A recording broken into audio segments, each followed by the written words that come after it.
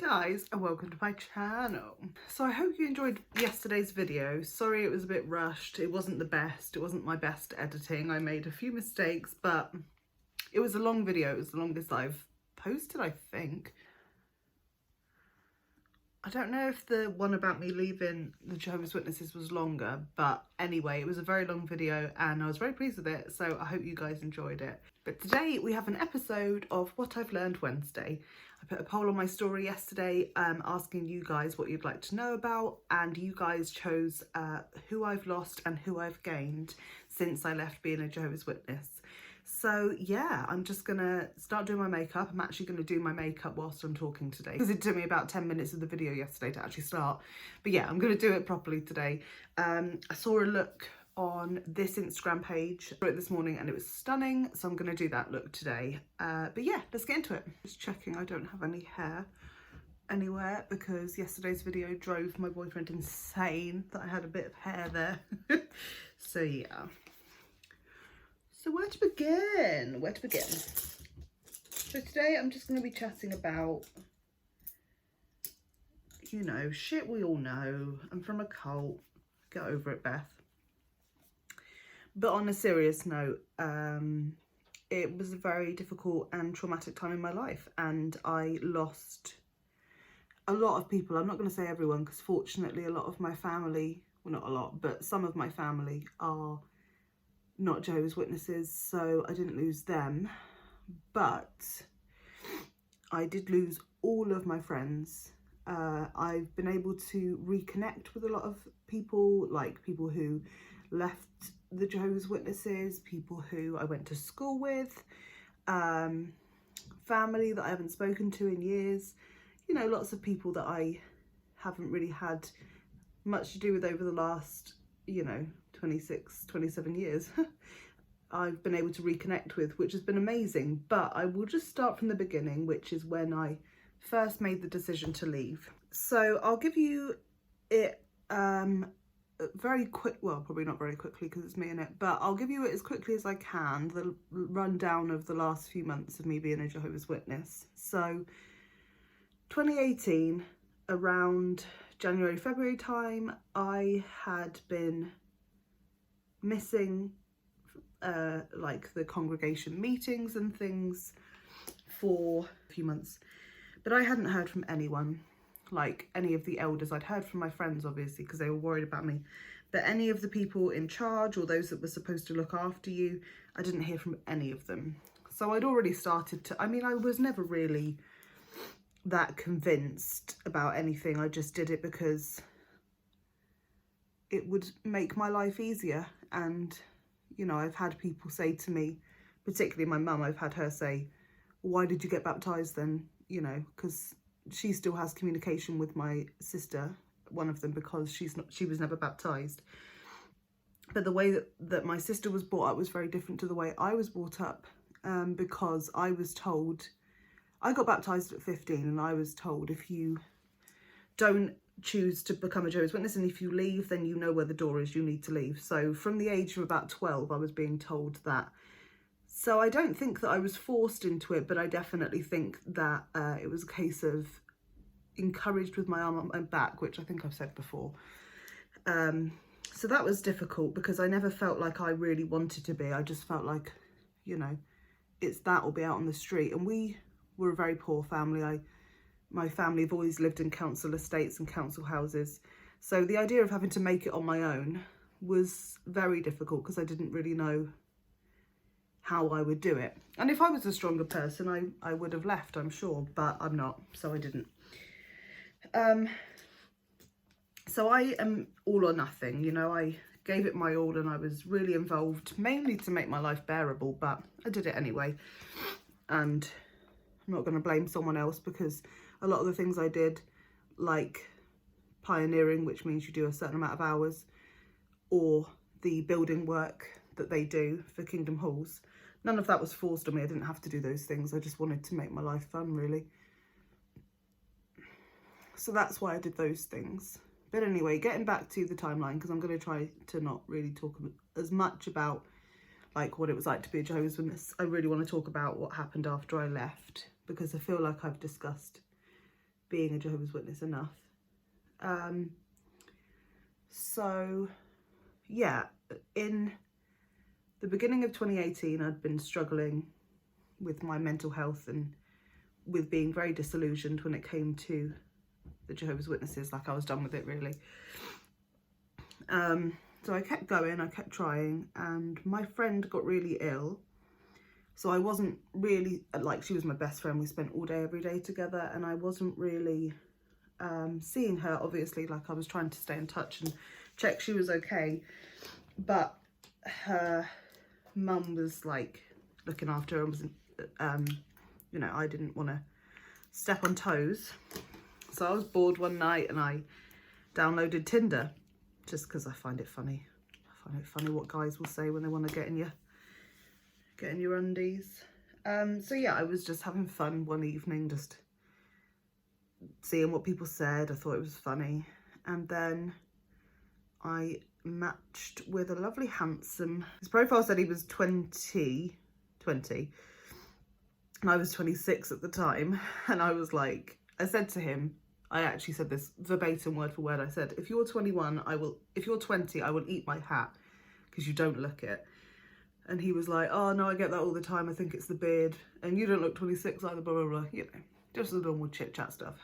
So we got on really well, kind of joking and having some banter back and forth. And, oh God, this is so yellow. Okay, but with, is that better? Yeah, that's a bit better. Oh God, I've got so much on me now. We were bantering back and forth that evening, and I don't know why I found this the most triggering question, but he asked me what I did for work, and I think it just got too real at that point, and I liked him more than I had intended to like someone when I downloaded the app. And I just thought, okay, nah, this is enough. So the next day I was out on the preaching work that Jehovah's Witnesses do with a friend, and I went to hers for lunch. And I got a text from Brandon, and it just said Ad Astra. So it just said that, and I was like, I'm sorry. And he said, it's a new film with Brad Pitt. When did that come out?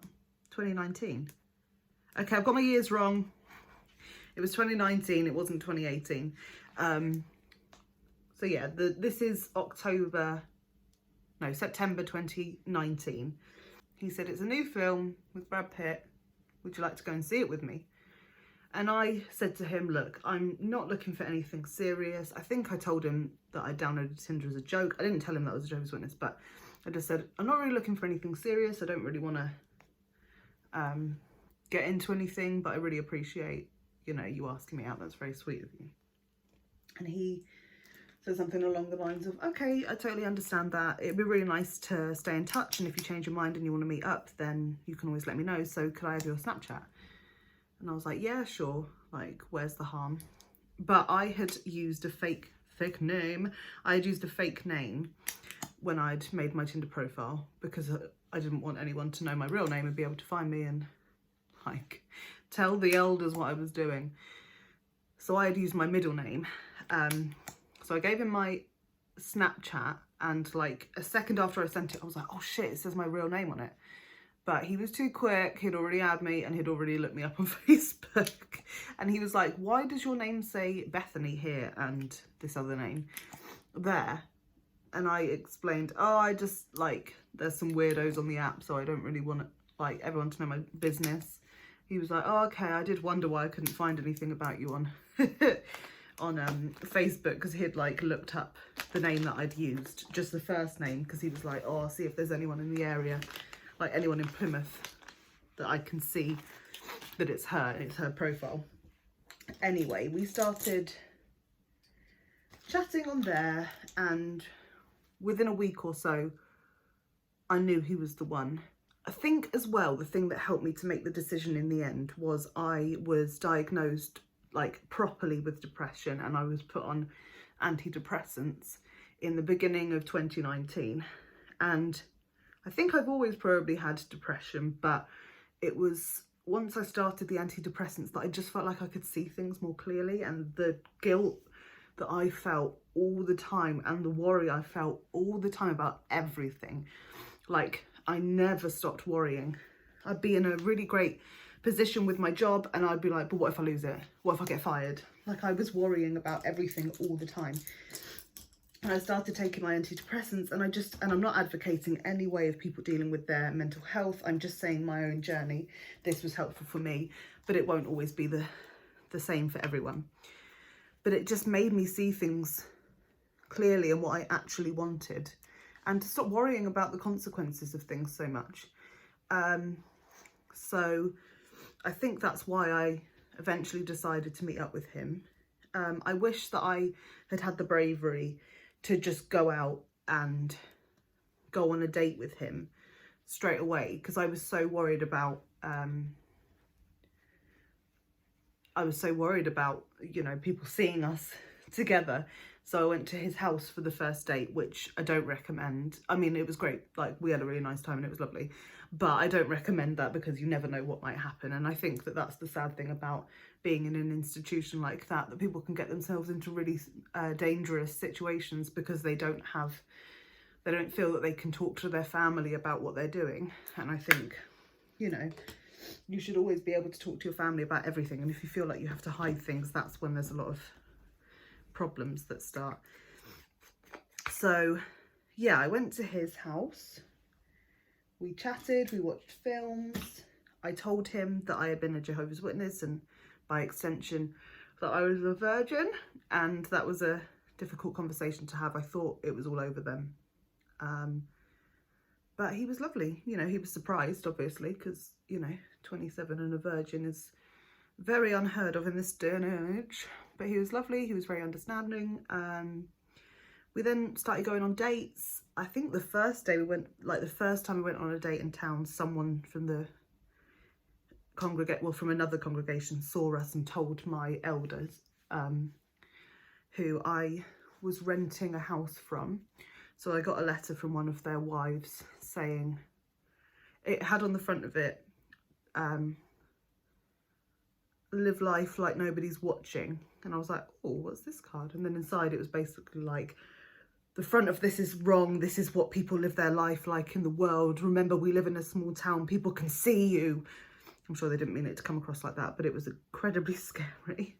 So that happened. I had already been told by them before I started moving away from the Jehovah's Witnesses that I needed to move out because they're someone else, I won't go into the dynamics of it all, but someone else was going to be moving in, and it had always been like a temporary thing.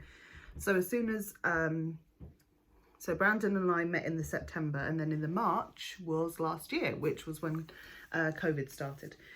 So Brandon and I had already planned, we'd been together about 6 months at that point, and because of the circumstances surrounding our relationship, we had moved very quickly. Because I didn't want to, I was risking a lot, and if he'd ended up being some prick that it didn't work out with, it would have been awful because I would have lost everyone for nothing. But I'd already wanted to leave. I didn't leave because of him. I'd already wanted to move away, and I also knew there was something different. I'd never felt that way before, ever, about anyone. So my friends supported me in the beginning for a little bit. I tried to keep living both at the beginning, you know, going to meetings still, but being with Brandon. And that lasted for, I think, maybe 2 months. And I just felt like I didn't want to do it anymore. I was bored. I had a friend who was my best friend, the one that was ill, and she said that she would go to the elders about it. And I said, fine, do what you want. And then she was like, no, actually I won't. And like, people just, every time someone saw something on Instagram that maybe I hadn't spoken to for a few years, you know, Jehovah's Witnesses that I've known through the years, that from back home or wherever, I would get a message from them saying, oh, that's amazing, who is he? And I'd obviously have to say, he's not a Jehovah's Witness. And I'd get the normal, oh, I'm so sorry, oh, I'm so sorry. Like, this is the best thing that's happened to me in my whole life, and you're saying sorry. It was very difficult to keep positive when everyone's saying sorry about something that you know is the best thing that's ever happened to you. But anyway, I obviously lost all of my friends that I had here in Plymouth. I had people that I'd kind of kept in touch with. Like, I've got a friend, Charlotte, who I went to school with, and I've always kind of kept in touch with her through the years. I think that was kind of it. My sister isn't a Jehovah's Witness, so I had her. My dad isn't. My brothers aren't really. So yeah, I'd had people that I was close to, but not really, and certainly no one here. You know, I'm like 200 miles away from the people I used to know back in the day. So that was scary, and I lost everyone, and I had lots of messages saying, you know, we'll be here if you want to come back, and we're always here for you. But I was like, conditional friendship is never going to be a lure for me to go back. Why would I give up this new life that I feel like I'm finally starting to live for conditional friends, and friends that will say, we will be here for you if you do this? Like, what the fuck is that? So it was very difficult at the beginning. I would get people coming round, or I would get people sending letters or texts or calls, and I had a older elder call me, and he was asking me if I'm having sex with Brandon, which is totally like not the way that they're supposed to do it. They're supposed to do it like they're supposed to ask you these personal questions, which is weird in itself that they're allowed to ask you these questions, but they're supposed to ask you anything like that with someone else present. So, and they also said, oh, someone told us that they'd seen you, and that's again something that you're supposed to go to the person. As a Jehovah's Witness, if you hear something or see something, you're supposed to go to the person that you hear it about first, and then get into, oh god, I'm so like, my neck and my face are not matching, but oh well. Yeah, you're supposed to go to the person that it's about and give them a chance to go to the elders and explain themselves first before you do. But that wasn't done. So, you know, people decide what they want to do, and people decide if they want to stick to the rules or do things the right way or not. But yeah, a lot of them didn't. That all quietened down. Brandon and I, like I say, because we had moved a lot quicker because of not being sure about what was going to happen and wanting to, you know that this was worth pursuing, we were already going to trial run living together in March. Like, he was going to stay at my house for a couple of weeks, just to get used to living together and to see if it was like something that we were ready for or not. And then COVID happened, so we ended up quarantining together. He works for the hospital and his department closed, so for a couple of months while they were trying to work out where they were all going to be sent to work, he was at home. So we were together in this tiny studio flat for 2 months. I was working from home, he was just there playing his games. And we had an occasional fight. I remember we had a really big fight about Geordie Shore once because Scotty T was getting on my nerves. I thought it was so like chauvinistic, and Brandon found him so funny, so I kind of like lost my mind. I was such a pain. I'm so surprised he stuck around, but I'm very pleased he did. But anyway, we got on for the most part really well, considering that we were locked down together. And I just kind of knew, I knew straight away that I wanted to be with him. And obviously I was living on my own, and he was worried about moving out because he's young and he was used to living at home. But we decided we would give it a go. So in June of last year, we found a place. I had reconnected with some old friends, friends like who had been Jehovah's Witnesses, friends and family who weren't, I have a cousin who I was never really allowed to communicate with when I was growing up because my parents didn't want me to, you know, like lots of things like that. So it was really lovely to reconnect with her and her family. So through this time I was like reconnecting with old friends, and it was lovely, but I felt really lonely because I didn't have anyone here, you know, in Plymouth. There wasn't like girls that I could go out with drinking. Brandon was really fun. Oh God. Before lockdown, we would go out drinking and like clubbing, because I've never drank, I've never been to a club, I've never done any of these things. So we used to do that. But I wanted to have some people to chat to, you know, during lockdown, and have some friends that I could meet up with after. So I messaged a friend of mine and I said, because he was a Jehovah's Witness, and I said, how did you, well, I was a bit more polite. I said, hello, how are you? And then I said, how did you find people to be friends with, like, after you left? Because I have no idea how you do it. That is the one thing about Jehovah's Witnesses and communities like that, is it's much easier to make friends because they're there. But of course they'll always be conditional, because it's always based on you both knowing and agreeing on the same things, you know. and doing the same things. Like, as long as you're part of that community, that's when you're friends. So my friend said that he downloaded Bumble, BFF, because I didn't know this, but there is the option to have it set to just friends. And I downloaded it, and I've met some amazing friends. I have some really, like, 2 really, really good friends from that, and I love them so much. Oh no, I don't. I have more than that. I've got a friend who was here for a couple of weeks, and then she moved back home to America, and that's really sad, but we still stay in touch. I've got people who are still here, who have like moved here recently for work or like a relationship or uni, and I've like connected with them, and it's been so lovely. And we've been out a few times, like while we were allowed to, and we've met up like when we've been able to, and we can't wait to be able to go out and for me to like celebrate my birthday properly, because last year we were in lockdown for my birthday, so I didn't get to do anything, and this year we're still in lockdown for my birthday, but April the 12th is 4 days after my birthday, and that's when the restrictions ease a bit. So I can't wait to just go out and have a drink and yeah, just like really enjoy myself. In terms of family, I have family that I'm really close with. I still chat to my dad and his girlfriend, which is really nice. They're not Jehovah's Witnesses. Like I say, I've reconnected with my cousin and her family, and we're very similar, so we get on really well, and that's been lovely. One of my sisters, I still chat to her. My brothers.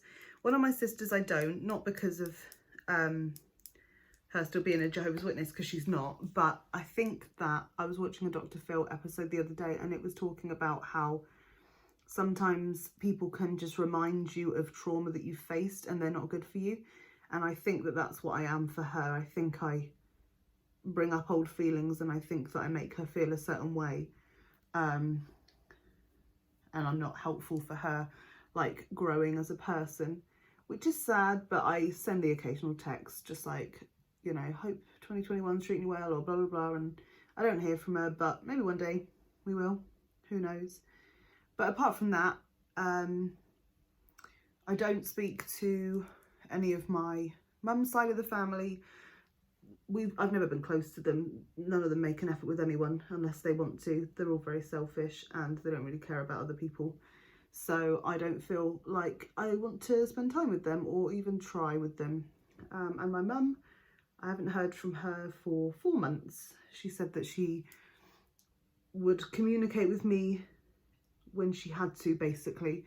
And so she messaged me about 4 months ago, and I didn't reply because I don't want to have a relationship if it's going to be, you know, restricted based on what men have told you to do. It'll be sad, and I don't know if she'll make more of an effort if Brandon and I were ever to get married, or if we had kids, but to be honest, I think she's burnt the bridges now. I don't think I'm gonna, if I did have children, I don't think I'd bother to let her have a relationship with them, because I can't imagine doing that to my child, allowing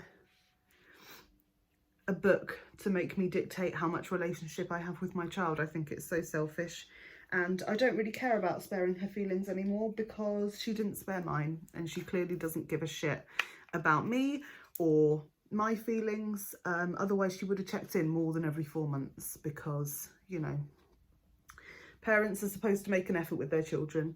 But I've always had to be more grown up than I am. She was difficult to grow up with, and very, she struggled a lot, I think, with her mental health, and we as children suffered for that, which I don't really have an opinion on. You can think I'm harsh for saying it, but she did, and we did suffer. So there you go. For now, I am just focusing on trying to improve myself as a person, because I've still got so much growing to do. I'm just so in love. Like, it's so gross, but I'm so in love, and I never thought I would be, and I've just found the most wonderful person in the world. He's so perfectly imperfect. He's got so many things that wind me up, and he annoys me every single day. Every single day I get annoyed at him, but he is the most wonderful man in the whole world. And the most important thing, he made me feel secure. I don't think I've ever in my life felt secure, and he made me feel like there was nobody else in the world that was as important as I am to him. And he reminds me that every day. I never have to question anything about him. I never worry about what he's doing. He loves me so much, and he's just such a wonderful person. He's like everything that I'm not, and I think we are really good for each other. He mellows me out. I get him more enthusiastic about things. He's good with people socially, like he tries so hard with people. I try and like balance him and remind him that he doesn't have to get everyone to like him. You know, he's just such a wonderful man, and I love him so much, and I just can't wait to spend the rest of my life with him. And so many Jehovah's Witnesses marriages, and people that aren't Jehovah's Witnesses, but so many Jehovah's Witness marriages don't work out in the end because they just get married because they couldn't have sex until they get married. And I know for sure that I am completely in love with this man, and our relationship has lasted a lot longer than some Jehovah's Witness relationships that I know. So what does that tell you, really? And in terms of losing people, it's always sad. No one wants to lose people. You know, you choose to have these people in your life for a reason. And I would never wish anyone to feel the way that I felt at the beginning, but I would wish the way I feel now on anyone who is stuck in a situation like I was. Because starting again is not always a bad thing.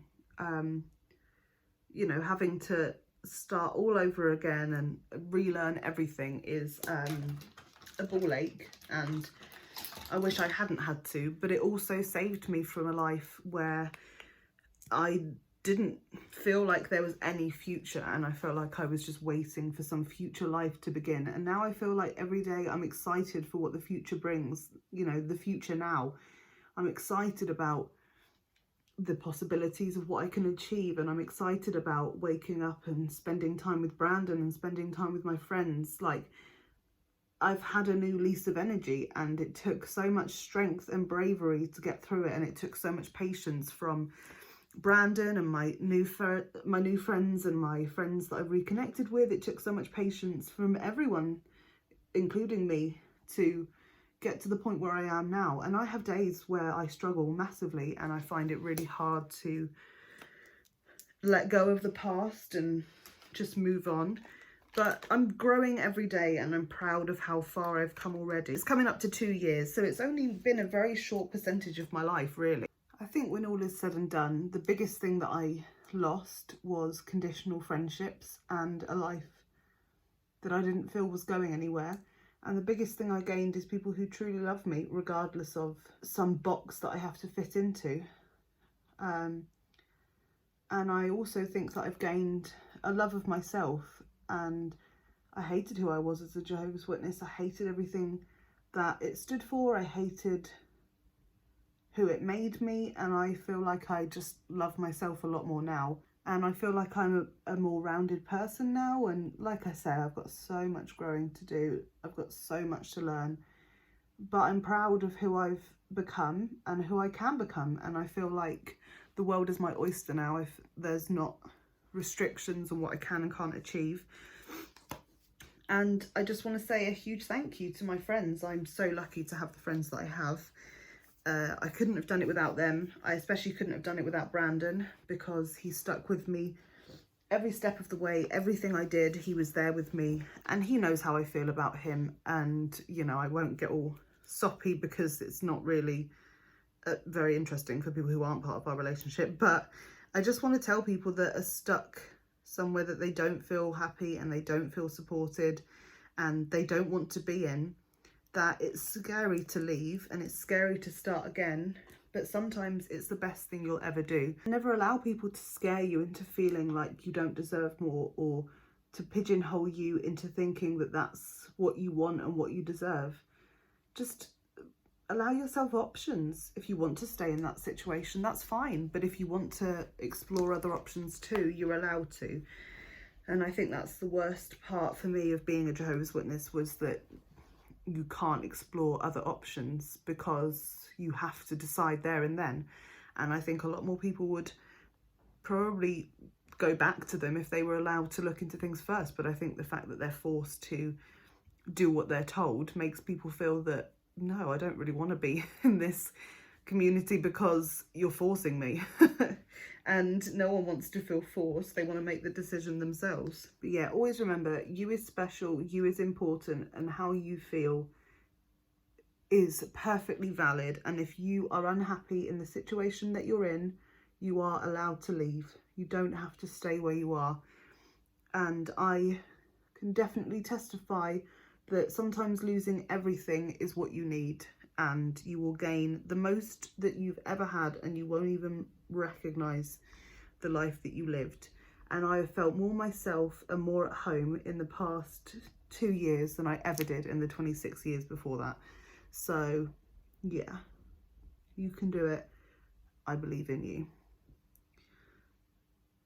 You are stronger than you know. Oh baby, I'm loving this look. Why don't I do more blues? It's very Princess Jasmine. I really like it. Here's the finished look. Oh, this is stunning. I'm in love with this. This is so nice. Look at that. I really hope that you enjoyed this video. I hope it was helpful to anybody, or maybe even just enlightening as to kind of the fallout and how it is to leave a very strict community. It's very hard, and it leaves you with very long lasting scars. So yeah, if you're in a situation where you know someone who is leaving or is finding it hard at the minute, just be patient with them, because it is awful. And I don't think anyone can really understand how it feels unless you've been in that situation. But yeah, there is light at the end of the tunnel. I promise you, to anyone who is in the situation that I'm in, or is at the beginning of their journey, or halfway through, or at the end, there is light at the end of the tunnel, I promise. Your thing that helps you and supports you might not be a relationship, it could be something else, but remember that you are worth everything, and you are worth exactly what you want. And never let anyone make you feel like your dreams are too much, or that you need to push them down to make other people comfortable, because you do not. You deserve everything that you want and then some. Thanks so much for coming to my TED Talk. I hope you enjoyed this video. If you did, then please make sure that you give it a big thumbs up. Make sure you subscribe if you want to see more like this. And as ever, if you have any suggestions for makeup looks that you'd like me to try during my videos, or topics for me to discuss, then leave a comment down below or DM me. My Instagram will be in the description. Thank you so much for hanging out with me. I hope you have a lovely day, and I will see you soon. Bye.